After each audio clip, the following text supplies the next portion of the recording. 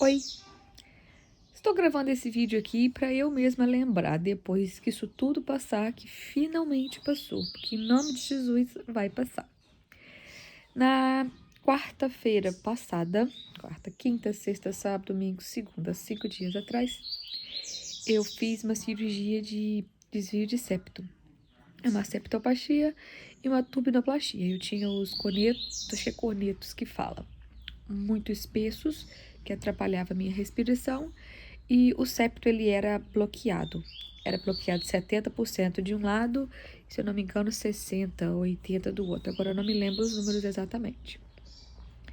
E já faz um tempo que eu procurava médico para fazer alguma coisa que eu não sabia que era cirúrgico, na verdade, por conta das minhas alergias muito fortes. Eu tenho asma, bronquite, rinite e sinusite. Isso atrapalhava muito a minha vida normal, a minha vida do dia a dia.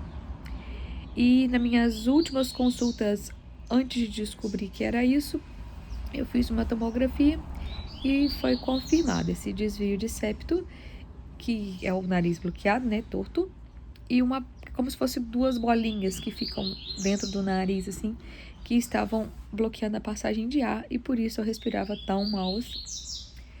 Pois bem, essa cirurgia ela foi marcada para maio do ano passado, maio de 2021. Porém, na hora de fazer os exames pré-cirúrgicos, eu já estava em pesquisa com o hematologista a respeito de sangramento. E aí foi descoberto que eu tinha problemas de coagulação. Eu tenho uma deficiência de fator 8. Estavam pesquisando uma doença de von Willebrand, que é uma doença genética, e eu tenho caso na família, para descobrir o que eu tinha na verdade. E eu não pude fazer cirurgia, porque como o nariz é um lugar muito irrigado, a tendência é sangrar mais do que as outras partes do corpo. Qualquer machucadinho no nariz sangra muito. E ali começou a busca para poder descobrir exatamente o que eu tinha para poder fazer a cirurgia e melhorar a minha vida respiratória. Eu quase desisti, porque eu passei por tantos e tantos médicos, tantos exames, tantos furos, tanto sangue que tiraram de mim, que eu fiquei quase desistindo da possibilidade. É melhor ficar sem respirar direito mesmo. Mas enfim, passando pelos hematologistas e pelo hemocentro, eu descobri que eu tenho uma deficiência de fator 8 e tenho uma doença plaquetária por grânulos, o que me obrigaria a tomar plaqueta e um remédio para cortar o sangramento durante a cirurgia, para que eu não tivesse hemorragia durante ali e ter problemas. Além disso tudo, contrariando a medicina, eu também tenho o gene da trombofilia. É uma trombofilia adquirida. O nome, se eu não me engano, é beta-glicoproteína, que também positivou. Eu tenho os dois extremos, o da coagulação e o da não coagulação. Como faz sentido, não sei. Mas, enfim, durante a cirurgia eu precisei de transfusão de plaqueta com orientação do meu hematologista do Hemocentro.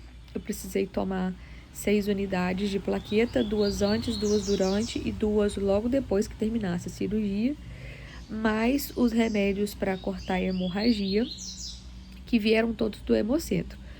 O meu médico precisou entrar em contato com o Hemocentro antes da cirurgia, por isso demorou tanto para que o Hemocentro liberasse essas plaquetas e chegasse exatamente de acordo com o meu sangue, para não dar problema depois. E a transfusão de plaqueta até que foi tranquila. Eu tive uma reação muito forte quando eu já estava no centro cirúrgico. Eles acharam que foi uma reação à plaqueta, mas depois descobriram que na verdade não foi por conta da plaqueta. Foi por conta do Transamin, que é o antihemorrágico. Quando me colocaram na veia, eu fui me dando uma lombeira, uma moleza, que parecia que eu ia cair, que eu ia desmaiar. Era como se as minhas forças fossem saindo do meu corpo. De início eu achei que era porque eu tinha ficado muito tempo sem comer. Eu comi no dia anterior por volta de 8h30, 9 horas da noite. Me disseram que eu não poderia comer nem beber mais nada, que seria dieta zero, para a cirurgia no outro dia, que seria às 2 da tarde. E eu já tenho muita anemia por conta do meu sangramento exagerado. Então eu vivo anêmica, né? Eu fiquei bem mais deitada, porque eu fiquei com medo de levantar, andar e me dar fraqueza, como de fato deu. E quando me levaram para o centro cirúrgico, foi por volta de 2h30, mais ou menos, Me deixaram lá na caminha perto do centro cirúrgico, recebendo a plaqueta na veia. E colocaram o Transamin também na veia. Eu tive uma reação de desmaio. Eu fui sentindo o corpo amolecer, como se eu tivesse perdido as forças. E eu literalmente caí. Quando estava quase chegando na caminha lá, na cama do centro cirúrgico, eu só lembro de falar assim, eu acho que eu vou desmaiar. E daí eu já não lembro mais o que aconteceu. Depois só que eu retornei à consciência. E aí ele estava com aquela um monte de gente em volta de mim. Devia ter umas 10 pessoas ao meu redor ali do pessoal da cirurgia. E eles estavam achando que era a reação da plaqueta. Eu não sabia dizer, também não sabia falar mais nada, porque eu já tava grogue, parecia que eu tava muito loucaça, muito drogada. E não deixava de estar, né, com aquele monte de remédio na veia ali. O remédio também me causou vômito, uma falta de ar muito grande, mas depois os médicos me disseram que a minha falta de ar foi porque eu fiquei muito nervosa, então foi uma crise de ansiedade por ter sentido aquilo tudo, aquela fraqueza toda, e eu fui andando da caminha que eu tava até o centro cirúrgico, a enfermeira me levou andando. Eu acho que ali eu gastei o restinho da energia que eu tinha. E aí eles ligaram pro setor responsável por mim. Eu não sei se foi direto no Hemocentro, eu não sei se foi com o responsável pelo hospital. A minha cirurgia foi direto no hospital da Unimed mesmo. Eu sei que eles estavam com o celular assim perto de mim, eu meio grogue, querendo abrir o olho, não conseguia. E eles falaram, espera um pouquinho, não entuba ainda, que a gente vai ver o que vai fazer aqui para saber o que é. Porque até então eles não sabiam se era uma alergia ou uma reação à plaqueta ou não. Porque se fosse a plaqueta seria um problema, porque eu não poderia passar pela cirurgia. Sem a plaqueta, o meu corpo não conseguiria concluir, porque eu sangraria demais. Eu só me lembro da última coisa, deles falando assim, não entuba ela ainda. O doutor Alexandre com o celular na mão, falou, espera um pouquinho que vai ter uma resposta do médico. Dali eu dei uma apagada de novo. E o médico, que era o anestesista, que estava por trás de mim, assim, eu não vi o rosto dele, mas eu sabia que ele estava perto, porque ele gostava a mão em mim, falava tá tudo bem. Colocou a máscara e falou assim, minha filha, vamos respirar aqui só um pouquinho. Aí no pouquinho, com a máscara, eu já não vi mais nada. Né? Quando eu acordei, eu já estava no quarto, com a minha mãe, meu pai, meu marido esperando. E muito grogue, eu não conseguia abrir o olho. Deu tudo certo na cirurgia, graças a Deus. Não teve hemorragia, que era o medo do meu médico, né? Por conta das minhas plaquetas. Não estavam baixas, mas como eu tenho uma doença plaquetária, elas poderiam... É como se elas não funcionassem, vamos dizer assim. Elas não estancariam o sangue. Eu lembro de ficar na cama, mas eu não tinha tino para poder abrir o olho, para responder, para interagir com as pessoas que estavam do lado. Eu lembro de tomar um copo assim que mandaram para mim de um leite congelado com morango que eles bateram como se fosse um milkshake. E meu marido segurou ele de lado assim, colocou o canudinho na minha boca e eu bebendo aquilo, mas eu não conseguia abrir o olho. Eu tava com fome, eu tava com fraqueza e me deram. Aí já deu uma melhorada.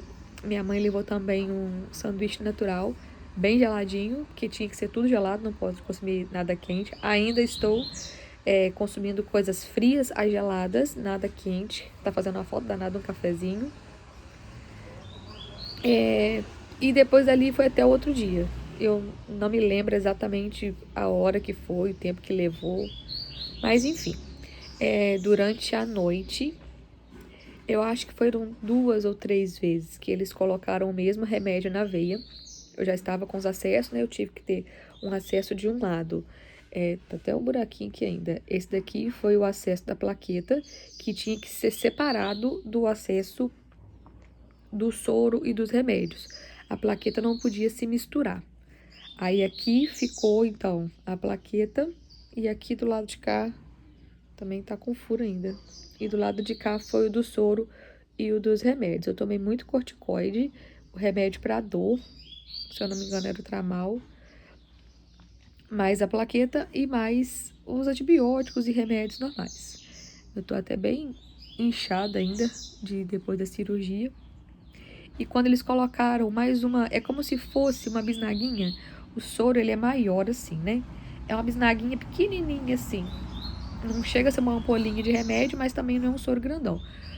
Quando eles colocaram de novo o anti-hemorrágico, eu tive a mesma sensação que eu tive quando eu estava lá em cima.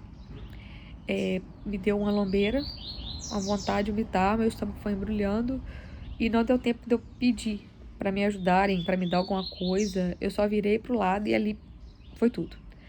O pouquinho de coisa que eu tinha comido foi embora. E daí, umas 2, 3 horas, mais ou menos, durante a noite, eles voltaram de novo com o mesmo remédio e aconteceu a mesma coisa.